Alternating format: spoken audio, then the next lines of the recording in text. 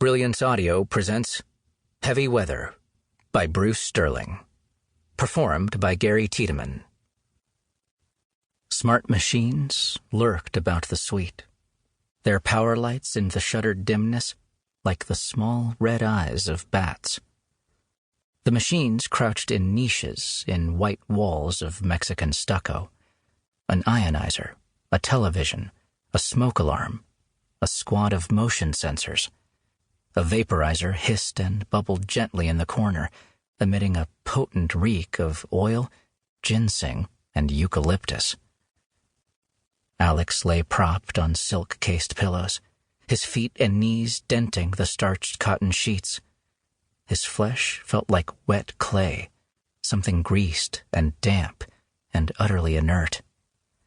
Since morning, he had been huffing at the black neoprene mask of his bedside inhaler, and now his fingertips, gone pale as wax and lightly trembling, seemed to be melting into the mask. Alex thought briefly of hanging the mask from its stainless steel hook at the bedside medical rack. He rejected the idea. It was too much of a hassle to have the tasty mask out of reach. The pain in his lungs and throat had not really gone away. Such a miracle was perhaps too much to ask, even of a Mexican black market medical clinic. Nevertheless, after 2 weeks of treatment in the clinica, his pain had assumed a new subtlety. The scorched inflammation had dwindled to an interestingly novel feeling, something thin and rather theoretical. The suite was as chilly as a fishbowl, and Alex felt as cozy and as torpid as a carp. He lay collapsed in semi-darkness, eyes blinking grainily as a deeper texture of his illness languorously revealed itself.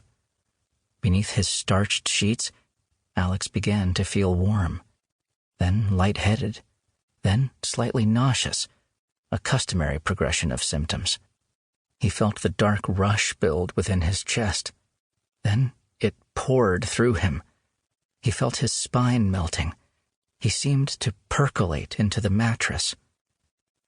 These spells had been coming more often lately, and with more power behind them. On the other hand, their dark currents were taking Alex into some interesting places.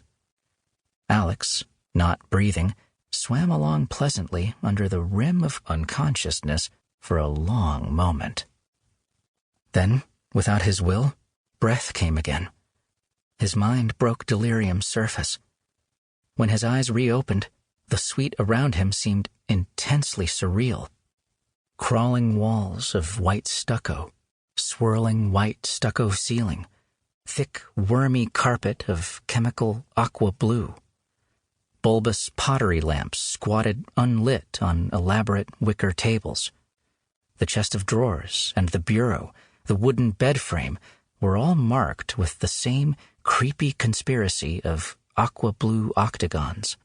Iron-hinged wooden shutters guarded the putty-sealed windows. A dying tropical houseplant, the gaunt, rubber-leafed monster that had become his most faithful companion here, stood in its terracotta pot, gently poisoned by the constant darkness and the medicated, vaporous damp. A sharp buzz sounded alongside his bed. Alex twisted his matted head on the pillow. The machine buzzed again, then yet again. Alex realized with vague surprise that the machine was a telephone. He had never received any calls on the telephone in his suite. He did not even know that he had one. The elderly, humble machine had been sitting there among its fellow machines, much overshadowed.